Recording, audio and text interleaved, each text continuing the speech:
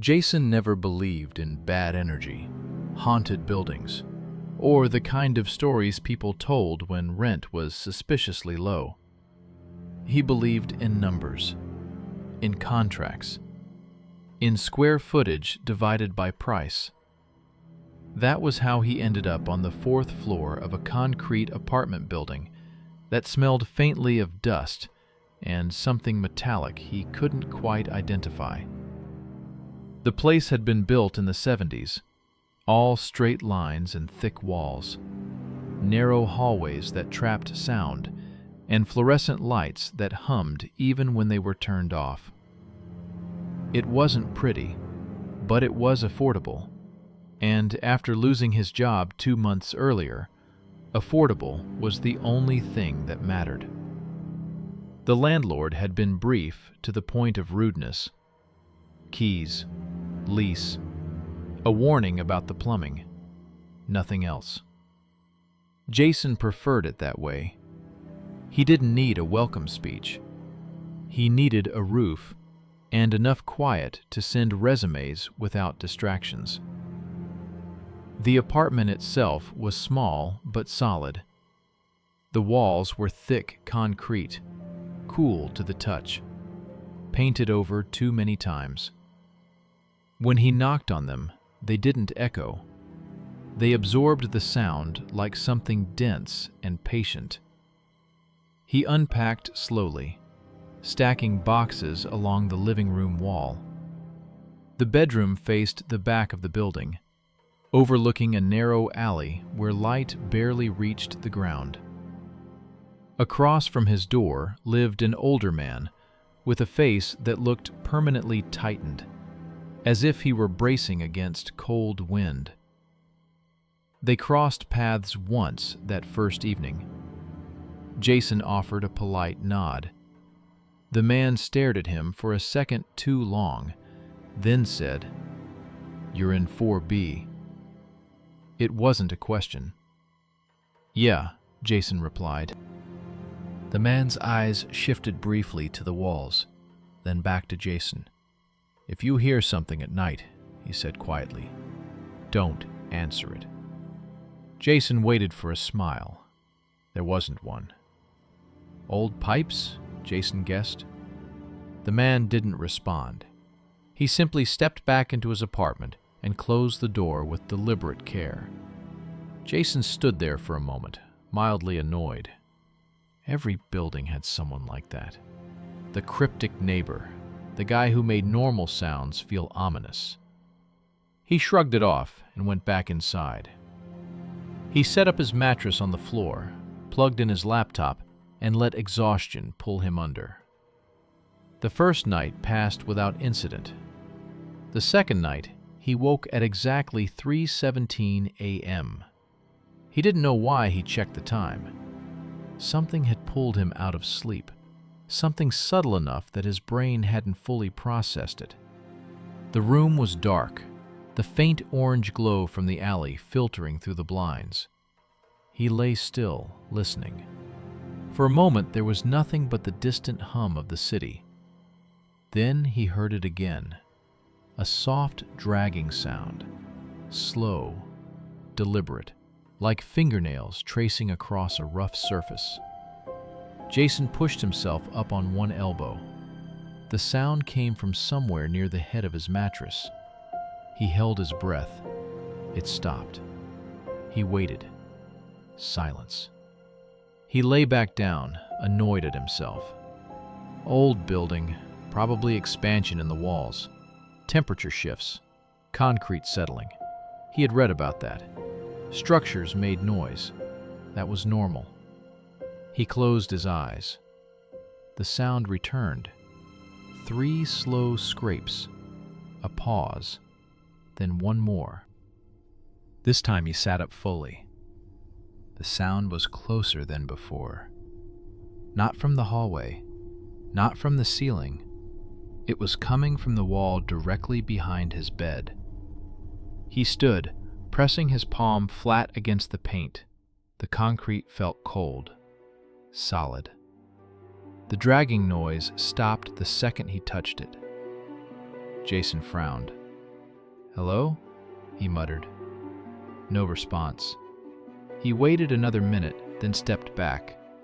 The wall remained silent. He laughed quietly at himself. Stress did strange things to sleep.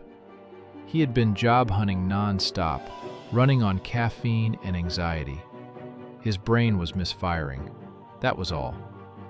He moved his mattress to the opposite wall just to ease his mind and went back to sleep. The next night, he didn't wake up gradually. He jolted upright as if someone had shaken him. 3:17 a.m., the sound wasn't dragging anymore.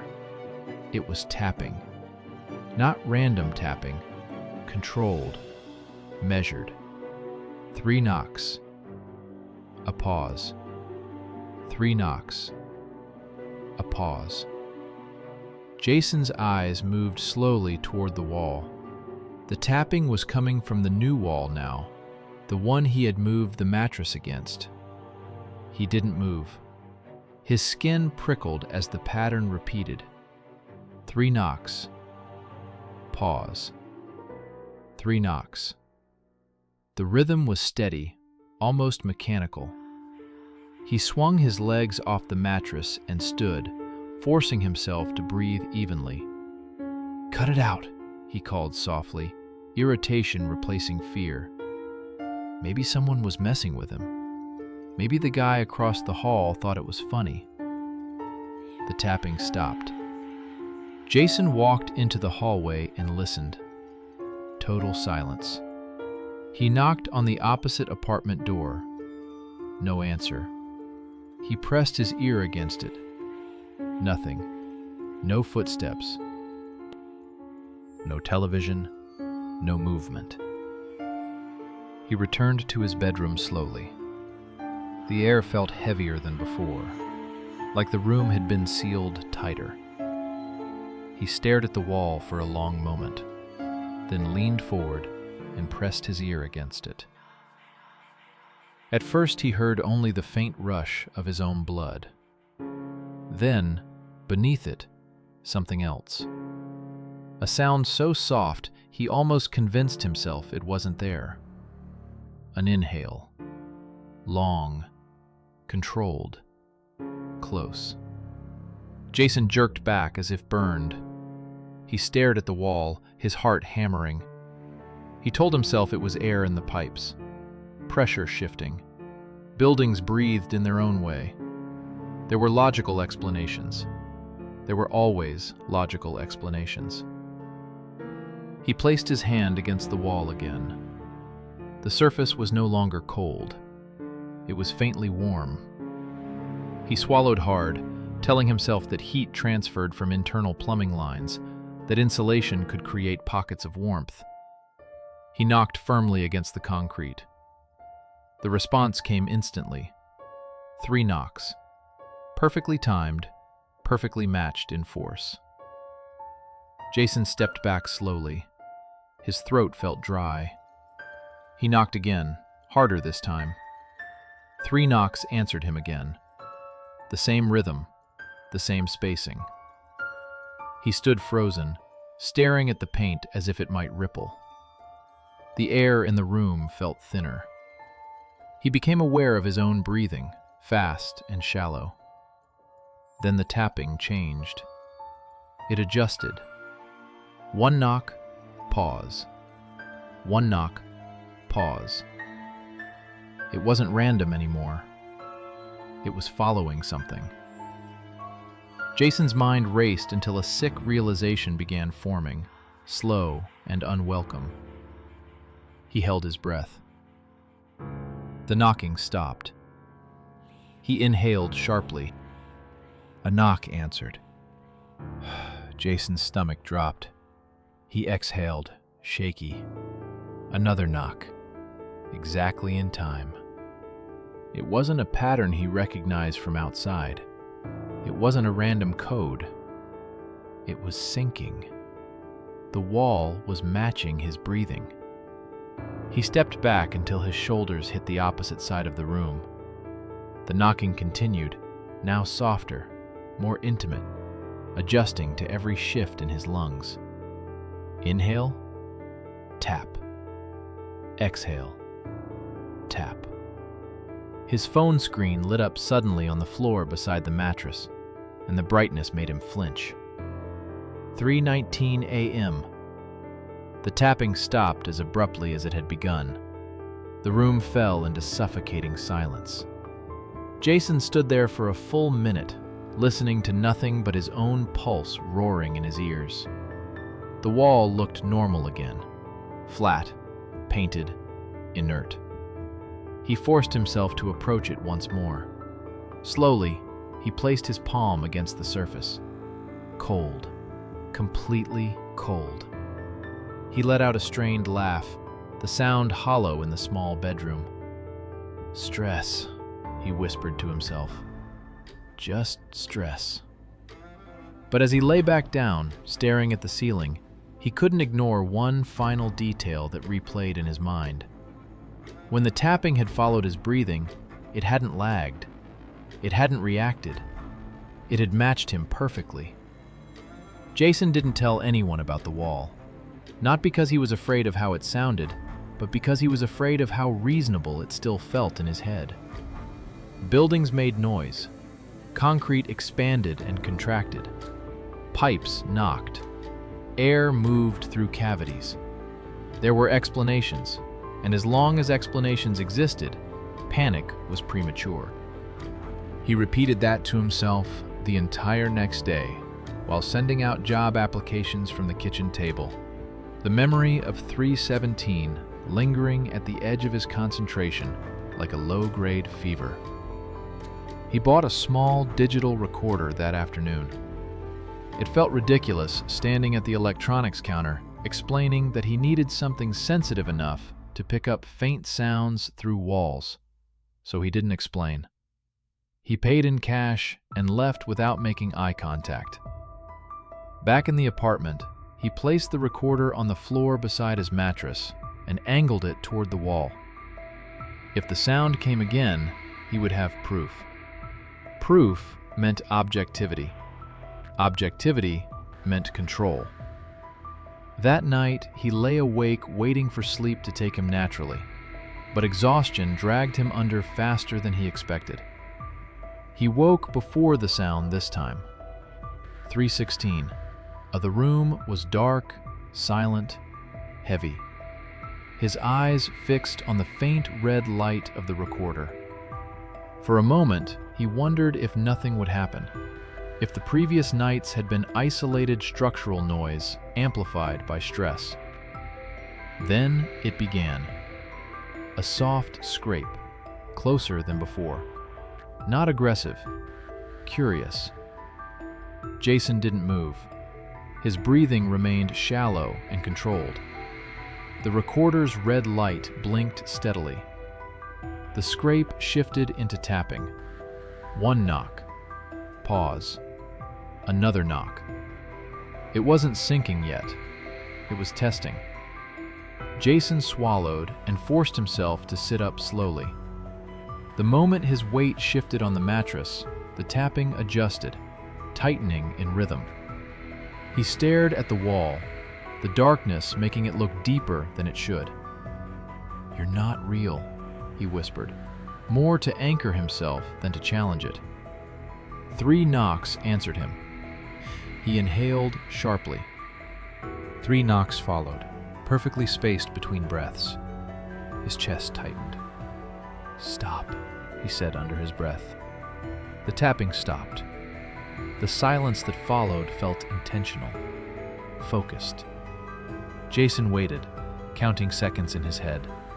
10, 20, 30. Then something new entered the soundscape. A faint distortion, like air moving too close to a microphone. A low vibration under the concrete, subtle but undeniably present. It wasn't outside the wall. It was within it. He leaned forward slowly and pressed his ear against the surface. For a second there was nothing. Then he heard it. A whisper. So quiet it could have been imagination. He jerked back, heart slamming. "No," he muttered. "No." The whisper came again, this time layered beneath a shallow breath. He couldn't make out the words, but the cadence felt wrong, familiar. He grabbed the recorder, his hands trembling, and held it closer to the wall. The red light blinked. The whisper grew slightly clearer, though still distorted by concrete and static. Jason. His name. Not shouted, not hissed, breathed.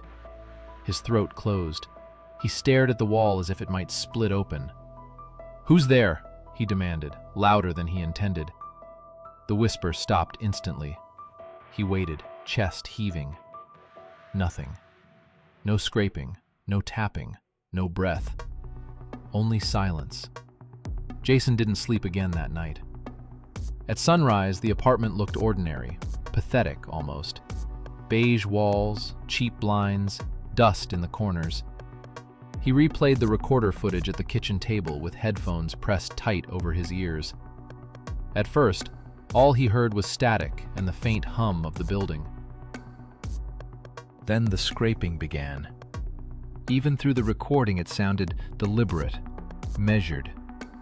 He fast-forwarded slightly. The tapping, clearer than he expected. His breathing, matched. His stomach twisted. Then the whisper, distorted, stretched, but unmistakable. Jason. He froze the audio and replayed that segment over and over. Each time, the whisper grew clearer to him, like his brain was filling in missing frequencies. But on the fourth replay, he noticed something he hadn't heard in the room. The whisper didn't begin with his name. There was a phrase before it. He adjusted the volume higher. Static crackled. His pulse thudded in his ears. Almost, then softer. Jason. His mouth went dry. Almost what? He yanked the headphones off and looked around the apartment, as if expecting someone to be standing there. The kitchen was empty, the hallway silent. He laughed once, sharp and humorless. "Audio pareidolia," he said out loud. "Your brain finds patterns in noise." He forced himself to test that theory. He played the clip again without focusing, letting it run as background sound while he stared at the wall across from him. This time, he heard something different. Not almost. Not Jason. He heard his own voice. Faint, layered beneath the whisper. The recording captured a breath that wasn't his current breath. A tone that matched his voice but wasn't synchronized with the moment he had spoken. He rewound, listened again. There it was. A half second before the whisper said his name, a distorted version of his own voice repeated it first. Like an echo that arrived before the original. He felt a chill crawl down his spine. That night he decided to test something else. He invited a friend over under the excuse of needing company. They ordered cheap takeout and watched a movie in the living room. Jason kept glancing at the clock as 3:17 approached, trying to act normal. 3:16. He held his breath. 3:17. Nothing. No scraping, no tapping, no whisper. The apartment remained perfectly silent. His friend eventually left around midnight, complaining about early work the next day. The moment the door closed behind him, the air shifted. It wasn't a sound at first. It was a sensation. A subtle pressure change, like the room had exhaled after holding itself still. Jason stood in the hallway, alone. From the bedroom wall came a single, deliberate knock. He didn't move. Another knock, slower, measured.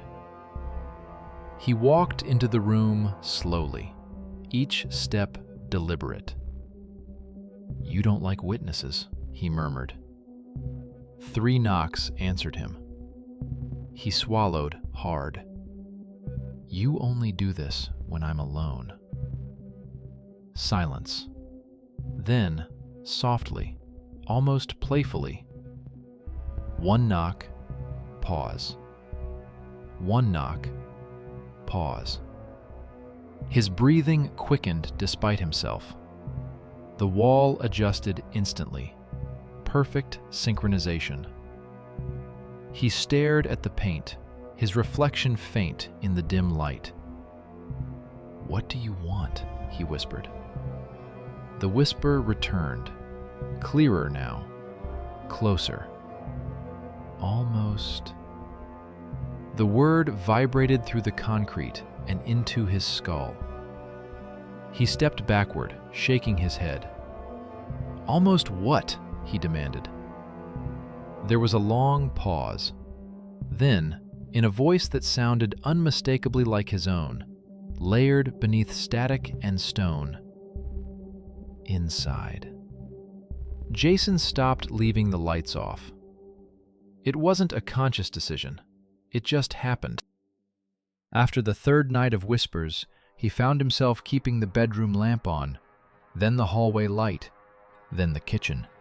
The apartment glowed at 3 in the morning now, bright and exposed, as if illumination alone could force the walls to behave like matter instead of something observant. He hadn't slept more than 2 consecutive hours in days. The knocking no longer waited strictly for 3:17.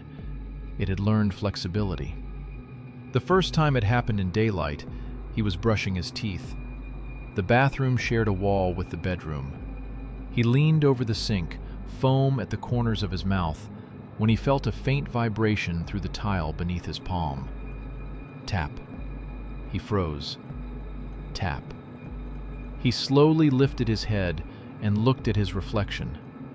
His face looked pale, eyes ringed darker than they should be.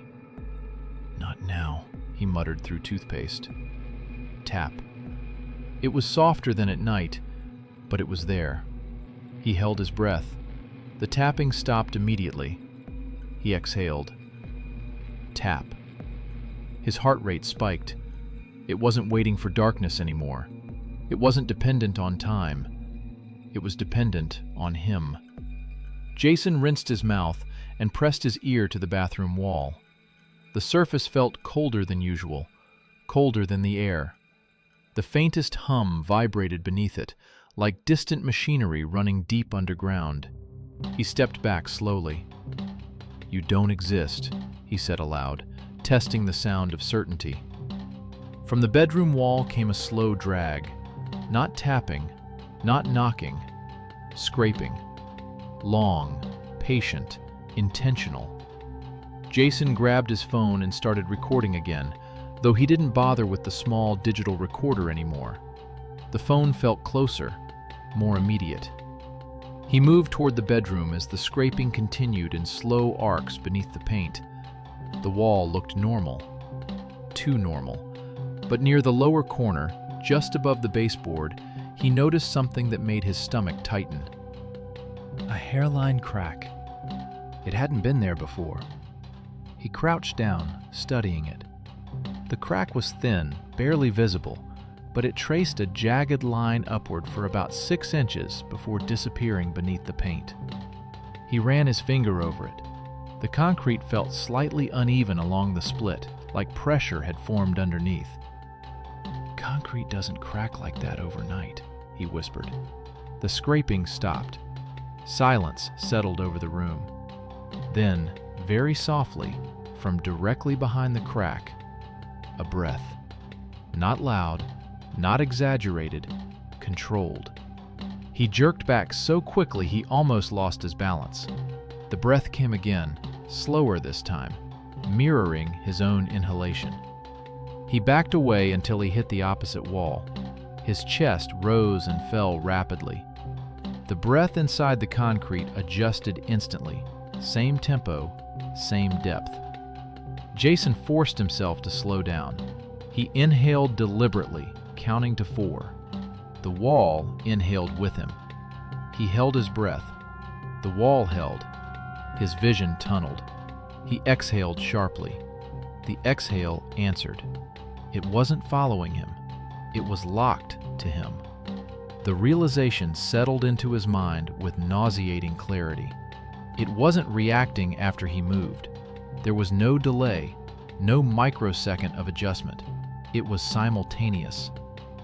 That night, he didn't wait for sleep.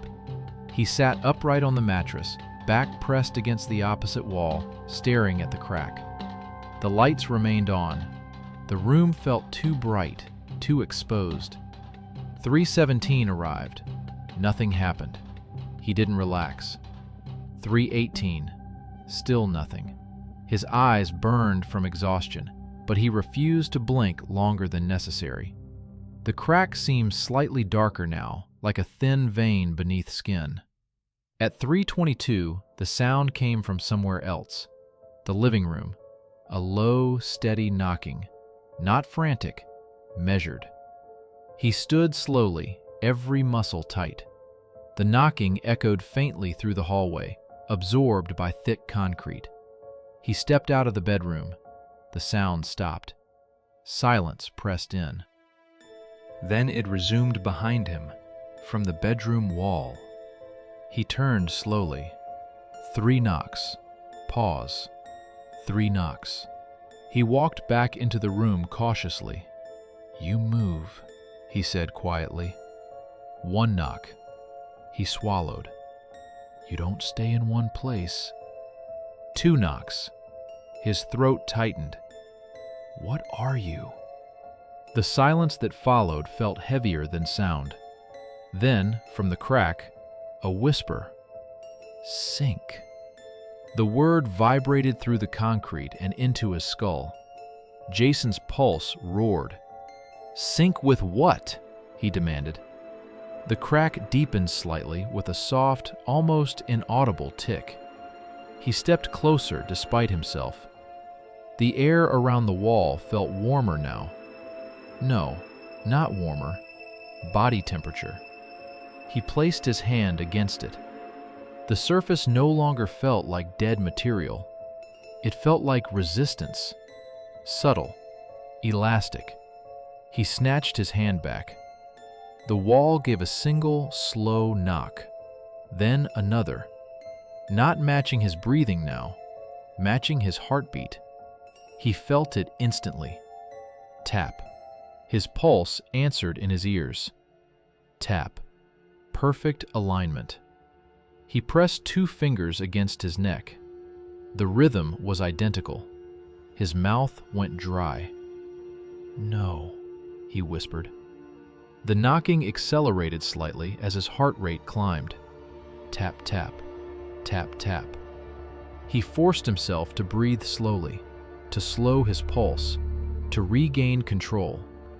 The wall adjusted with him, always perfect, always immediate. Tears of frustrated disbelief burned behind his eyes. "You're copying me," he said hoarsely. From behind the crack came a faint, distorted version of his own voice. Copying. The word didn't echo. It preceded him. He staggered back. That was when he understood the detail that shattered what little stability he had left. It wasn't imitating him after he spoke. It was speaking first. Jason stood in the center of his bedroom, chest heaving, eyes locked on the thin fracture in the concrete. The crack widened another millimeter, and for the briefest second, in the dark line between paint and pressure, he thought he saw something move. Not an object, not a hand, a depth, as if the wall wasn't solid at all, as if there was space behind it, space that inhaled when he inhaled, space that beat when his heart beat, space that was slowly, patiently, learning the exact pattern of him. The whisper came one last time that night, soft and almost satisfied, almost synchronized. Jason stopped trying to explain it. There was a point where logic didn't collapse all at once. It eroded, grain by grain, excuse by excuse. By the time the crack in the wall stretched from the baseboard nearly to the height of his shoulder, he wasn't searching for plumbing diagrams anymore. He wasn't blaming temperature shifts or structural fatigue. Concrete did not breathe in rhythm with a human heart. Concrete did not whisper before a thought formed. He hadn't left the apartment in 2 days. Food delivery bags were stacked by the door. His phone battery dipped into red more often because he kept recording audio, replaying it, analyzing waveforms like proof might change the outcome. Every recording showed the same impossible detail. The sound inside the wall occurred either simultaneously with him or a fraction of a second before him. The waveform spikes were aligned too cleanly to be reaction. It wasn't echoing him. It was predicting him. The crack deepened overnight. He woke not to sound, but to a sensation, warmth against his back. He had fallen asleep sitting upright against the opposite wall, facing the fracture. At some point, his body must have slumped forward, because when his eyes opened, his face was inches from the split concrete. The air coming from it was warm, not a draft, breath. He didn't move. He felt it on his lips. Slow inhale, slow exhale. His own lungs matched it automatically, instinctively. His chest rose. The wall rose with him. His chest fell. The wall exhaled warmth across his skin. He scrambled backward violently, hitting the floor hard enough to knock the air out of himself. The breath from the crack continued for 2 more cycles before stopping. Silence returned, thick and watchful. Jason stared at the fracture. The paint along its edges had begun to peel, curling outward as if pressure from behind had stretched it too thin. The darkness within wasn't flat. It had dimension now, depth that shouldn't exist inside reinforced concrete. He grabbed a screwdriver from the kitchen. The metal felt absurdly small in his hand. He approached the wall slowly, pulse pounding so loudly it made his vision pulse at the edges. "You're not solid," he muttered. "You can't be." He pressed the tip of the screwdriver into the crack. The resistance wasn't what he expected. It wasn't brittle. It yielded. Not like crumbling cement, like skin giving under pressure. He recoiled instantly, heart slamming. The wall gave a single knock, hard. The impact rattled the screwdriver out of his hand. Jason stumbled back, breathing fast. "You're not real." The crack pulsed. Not visibly at first, just a subtle tightening and loosening, like something adjusting behind it. Then it happened. The surface around the fracture flexed inward. A shallow indentation formed in the concrete, as though something on the other side had leaned against it. A shape. Not fully defined, but unmistakably human in scale. Jason's mind rejected the image even as his eyes registered it. Shoulders. The faint slope of a head, pressed from within. The indentation deepened, and then, slowly, another indentation appeared opposite it, from his side. Jason froze. He hadn't moved toward the wall, but his shadow did. The light behind him cast his outline forward, and as the wall flexed inward from within, it seemed to meet the shape of him projected onto it. 2 forms, aligning. His breathing quickened. The wall adjusted instantly, perfect synchronization. His pulse pounded. The indentation thudded in time. He clutched his chest, trying to slow himself down, but panic only accelerated the rhythm. Tap, tap, tap. The wall responded. Tap, tap, tap. Faster, harder. The crack split wider with a sharp sound like tearing fabric. A strip of paint fell to the floor. Behind it was not concrete. It was darkness. Not shadow, not absence. Darkness with depth. And from that depth came a whisper, layered with static and distortion. "Ready." Jason shook his head violently. "Ready for what?" The voice came again, clearer, stronger. "Replacement." His stomach twisted. Replacement?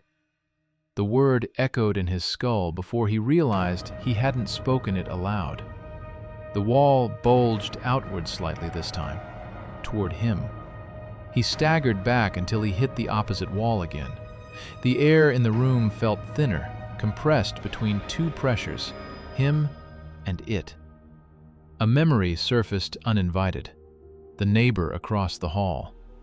If you hear something at night, don't answer it. Jason's eyes widened. Answer. He had knocked back. He had spoken. He had synced.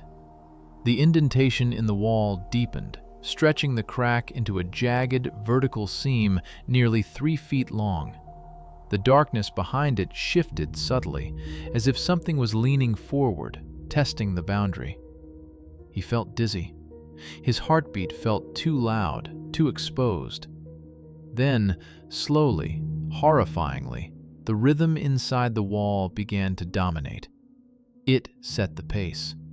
His own heart stumbled, trying to match it. He gasped as his chest tightened painfully.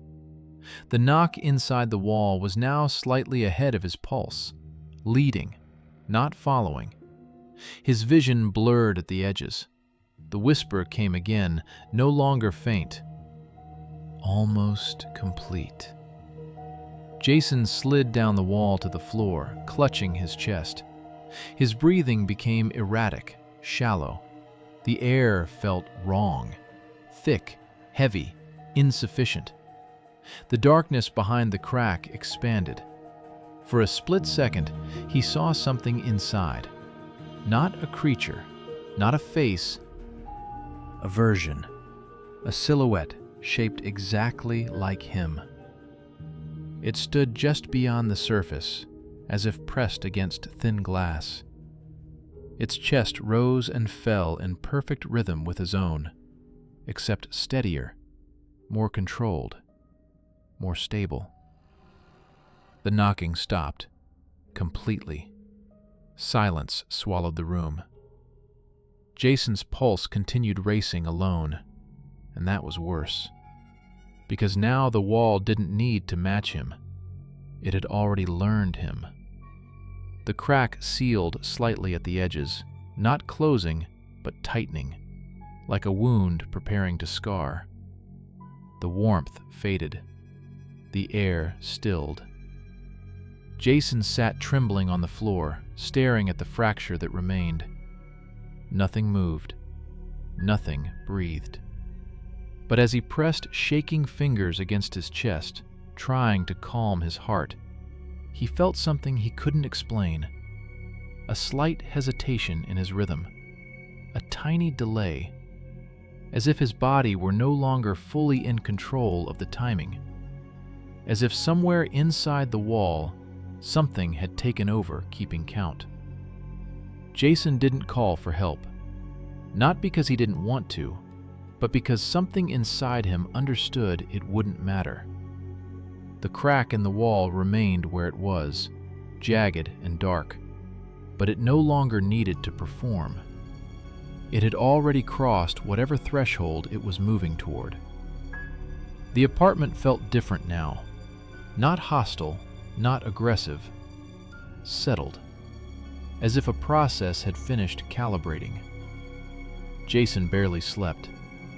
When he did, he dreamed of narrow spaces filled with warm air and muffled heartbeats that didn't belong to him. He would wake gasping, unsure whether the pressure in his chest came from panic or from something adjusting internally. By the 4th night after the breach, the knocking didn't return. The silence was worse. He stood in front of the crack for hours, waiting for it to move again, to bulge, to breathe. Nothing happened. The darkness inside it looked flat now, almost ordinary. If someone else walked into the room, they would see damaged concrete and nothing more. But Jason felt it. Not in the wall, to his neck. The rhythm felt slightly to his neck. The rhythm felt slightly off. Not irregular, delayed, as if his body were receiving timing instructions from somewhere else. He backed away slowly. "No," he whispered. The words sounded normal, but there was a faint doubling beneath it, a soft undertone, like an echo arriving a fraction too early. He froze. The sound hadn't come from the wall. It had come from his own throat. Jason rushed to the bathroom mirror. The fluorescent light flickered overhead, casting pale shadows across his face. He stared at himself for a long time. Same features, same tired eyes, same shallow cut on his chin from shaving 2 days earlier. He leaned closer. His reflection leaned closer.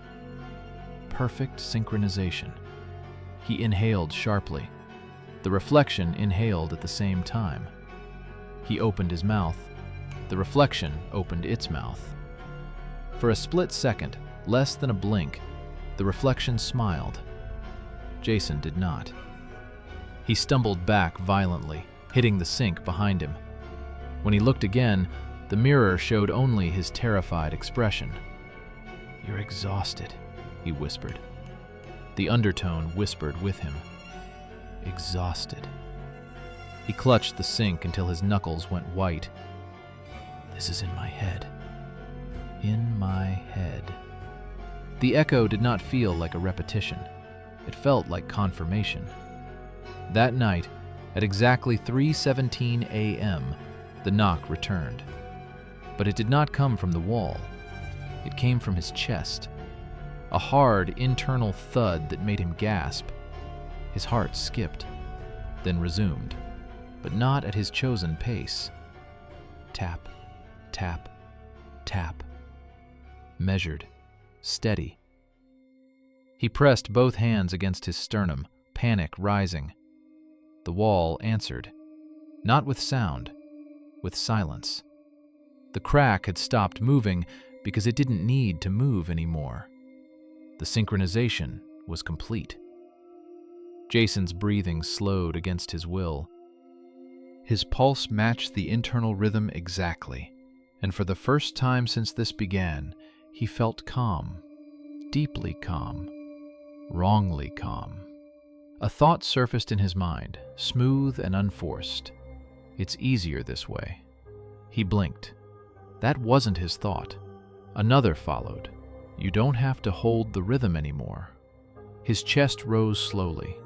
He didn't feel like he was controlling it. He felt like he was observing it. The room seemed slightly distant, edges softened, as if he were standing half a step behind himself.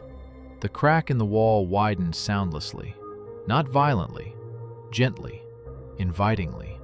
The darkness inside it no longer looked infinite. It looked dimensional, like space waiting to be occupied. Jason stood and walked toward it. Each step felt inevitable, not compelled, aligned. His hand lifted toward the fracture. The surface parted without resistance. There was no crumbling concrete, no dust. The wall separated like something organic, opening just enough for a human shape to pass through. Warm air flowed over his skin.